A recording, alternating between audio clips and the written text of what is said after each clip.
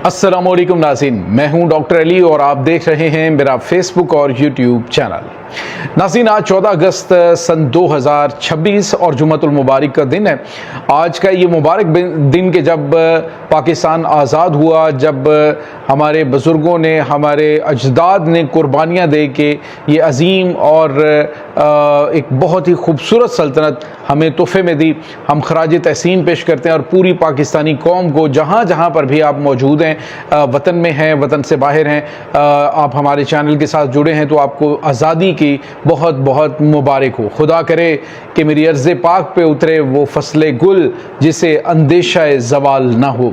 आमीन सुम्मा आमीन। नाज़रीन, आज हकीकत की दुनिया की जो तमाम तर टीम है, उनकी तरफ से भी आपको हम जो है वो जश्न आज़ादी की मुबारकबाद पेश करते हैं और आपका बहुत शुक्रिया कि आप हमारे साथ जुड़े हुए हैं। हम तमाम हालात से आपको आगाह करने की कोशिश करते रहते हैं।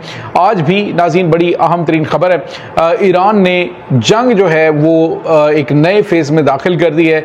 ईरान और अमेरिका के दरमियान जंग में नाज़रीन नया मोड़ आ चुका है और ईरान की नई क़यादत ने पहला सरप्राइज़ दे दिया है। अमरीकी फ़ौजियों की रिहाइश गाहों के ऊपर नाज़रीन बड़ा खौफनाक हमला हुआ है और इस हमले के अंदर बताया जा रहा है कि बड़ी तादाद में अमरीकी फ़ौजियों की हलाकत हुई है। और अब क्या होने जा रहा है मशरिक़ वुस्ता के अंदर, इसकी तमाम तरह डिटेल, जबकि अरब अमारात के 2 बहरी जहाज़ जो हैं उनको भी निशाना बना दिया गया है, इसकी भी तमाम तरह डिटेल्स आपके साथ हमने आज के व्लॉग में शेयर करनी है। वीडियो की तफसील में जाने से पहले अगर आपने हमारे इस चैनल को सब्सक्राइब नहीं किया हुआ तो आपसे गुजारिश है काइंडली इसको सब्सक्राइब कर लें और बेल आइकन को ज़रूर दबा दें ताकि हमारी आने वाली वीडियो सबसे पहले आप तक पहुँच सकें। नाज़रीन, हम आपके शुक्रगुजार हैं जो आप हमारे व्लॉग्स को देखने के लिए वक्त निकालते हैं और कमेंट सेक्शन में अपनी मोहब्बतों का इजहार भी करते हैं।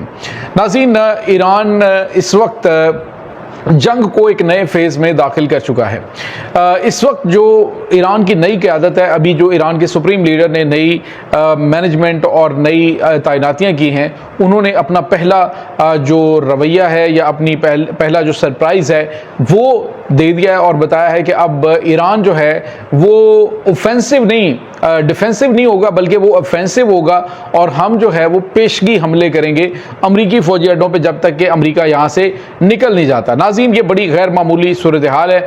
हमला इरबिल के अंदर इराक में अमरीकी फ़ौजियों की रिहाइश गाहों के ऊपर हुआ है जिसमें मिसाइल्स और ड्रोन्स का इस्तेमाल किया गया और नाज़रीन इसमें बड़ी अहम तरीन चीज़ें हैं जो कि आज के इस व्लॉग में हमने आपके साथ डिस्कस करनी है, शेयर करनी है। सबसे पहले तो आपको ये बताते चलें कि अब इराक के अंदर अमरीकी फ़ौजी बिल्कुल भी महफूज नहीं रहे, बल्कि आप यूँ कह लें कि खित्ते के अंदर महफूज नहीं रहे तो गलत नहीं होगा, क्योंकि इस वक्त जो ईरान है उसने बता दिया है कि जी मामलात जैसे भी हों, अब हम जंग जो है उसको उस लेवल पे लेके जाएंगे कि हमारे सुप्रीम लीडर को मारा गया, हमारी लीडरशिप जो है उसको शहीद किया गया, तो अब हमने किसी को छोड़ना नहीं है। खबर ये नाज़रीन के अमरीका जो है उसकी फ़ौज के रिहायशी ठिकानों पर मिसाइल और ड्रोन हमले किए गए हैं।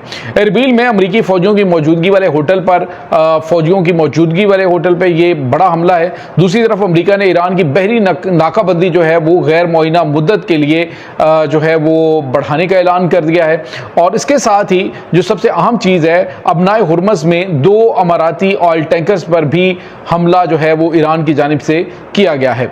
नाज़रीन, इस वक्त आलमी मार्केट में तेल की कीमतें एक बार फिर ऊपर जाने लग पड़ी हैं, जबकि यमन में ईरान नवाज हौसियों ने सऊदी अरामको को भी निशाने पर लेने का दावा किया है और अब अक़वाम मुत्तहिदा ने खबरदार किया है कि यमन 2022 की जंग के बाद एक बार फिर बड़ी जंग के दहाने पर आन खड़ा हुआ है।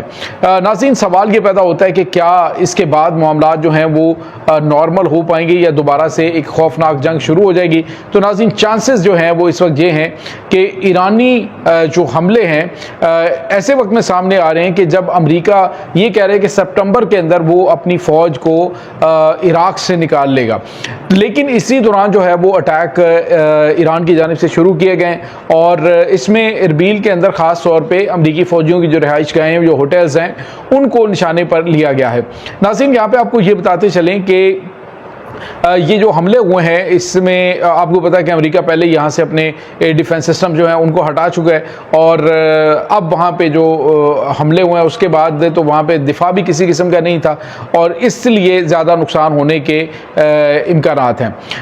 नाज़रीन, सवाल ये पैदा होता है कि चूँकि ईरान का जो कुर्दिस्तानी इलाका पहले ही अमरीकी फ़ौजियों की मौजूदगी की वजह से ईरान के निशाने पे है और जो अमेरिका है वो अपनी बाकी मादा जो मौजूदगी है उसको भी ख़त्म करने की बात कर रहा है। असल में नाज़रीन जो बड़ा खेल है इस वक्त स्ट्रेट ऑफ होर्मुज़ के अंदर जारी है। उसमें हुआ यह है कि अमेरिका ने कल ऐलान किया कि वो ईरान की जो बहरी नाकाबंदी है वो गैर मुअय्यना मुद्दत तक जारी रखेगा। अमरीकी वज़ीर दिफा जो पैट हेग्सेथ है उसने कहा जी कि अमरीकी बहरी जहाज़ों को ज़रूरत के मुताबिक इलाके में जो है वो रोटेट किया जा सकता है और इस तरह नाकाबंदी को तवील अरसे तक बरकरार रखा जा सकता है। बल्कि अमरीकी हुकूमत ईरान पर मुआशी दबाव बढ़ाने की भी तैयारी इस वक्त कर रही है और दूसरी तरफ ईरान भी पीछे हटने के मूड में नजर नहीं आ रहा। ईरानी पासदारान इनकलाब से वाबस्ता एक आला ओहदेदार ने दावा किया कि अब नाए हुर्मुज़ ईरान के कंट्रोल और इंतजाम में है। यानी एक ही वक्त में अमरीका जो है वो भी दावा कर रहा है कि ये हमारे कंट्रोल में है और ईरान जो है वो भी दावा कर रहा है कि ये हमारे कंट्रोल में है।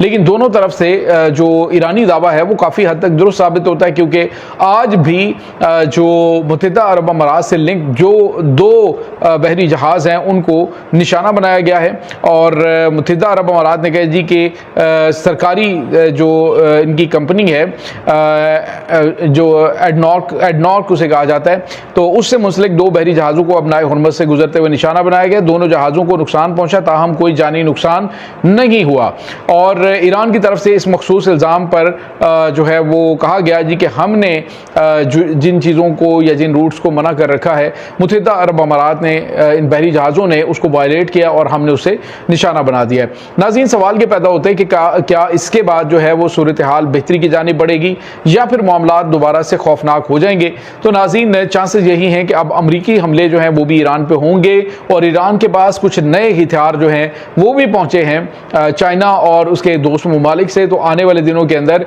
ईरान जो है वो अमरीकी फ़ौजी अड्डे और अमरीका के जो तैयारा बरदार जंगी बहरी बेड़े हैं इनको निशाना बना सकता है। नाज़रीन, यहाँ पे आपको ये बताते चलें कि जनाब मोहसिन रज़ाई जो हैं वो इस वक्त ईरान के सुप्रीम लीडर के मुशीर हैं और वो बिल्कुल भी इस हवाले से बड़ी अग्रेसिव अप्रोच रखते हैं। जैसे उनकी अपॉइंटमेंट हुई थी तो तब भी हमने ये आपको बताया था कि अब स्ट्रेट ऑफ होर्मुज़ के अंदर जो अमेरिका ने ईरान की बहरी नाकाबंदी कर रखी है ईरान उसको तोड़ने की हर मुमकिन कोशिश करेगा और अब उन्होंने बाकायदा तौर पर उसका ऐलान भी कर दिया है। तो ये बहुत गैर मामूली सूरत हाल है। अब ईरान जो है उसने बिल्कुल वाज़ेह अल्फाज में बता दिया है कि हम अमरीकी मुहासरे को भी तोड़ेंगे, अमेरिका के बहरी जहाज़ों को भी निशाना बनाएंगे और खित्ते के अंदर अमरीकी फ़ौज जो है उसको बिल्कुल भी हम किसी किस्म का यहाँ पे रहने की परमिशन नहीं देंगे। जहाँ पर भी ये इनकी मौजूदगी होगी वहाँ पे हम अटैक्स करेंगे। तो ये बहुत गैर मामूली सूरत हाल है। अमरीकी जो वज़ीर दिफा है उसकी जानिब से जो बयान दिया गया था कि स्ट्रेट ऑफ होर्मुज़ को गैर मुअय्यना मुद्दत के लिए यानी कोई टाइम फ्रेम नहीं है, इसको लंबे अरसे के लिए हम कंट्रोल में रखेंगे और इसका मुहासरा जारी रखेंगे। तो डेफिनेटली ये ईरान के लिए बहुत बड़ी ख़तरे की घंटी है। ईरान इन ख़तरात को अब आगे बढ़कर ख़त्म करने की हिकमत अमली जो है उस पर अमल पैरा हो चुका है। तो ये नाज़रीन इस वक्त ताज़ा तरीन अपडेट्स हैं इस तमाम सूरत हाल के बारे में। आपका क्या कहना है कमेंट सेक्शन में अपने ख्यालात का इजहार ज़रूर कीजिएगा।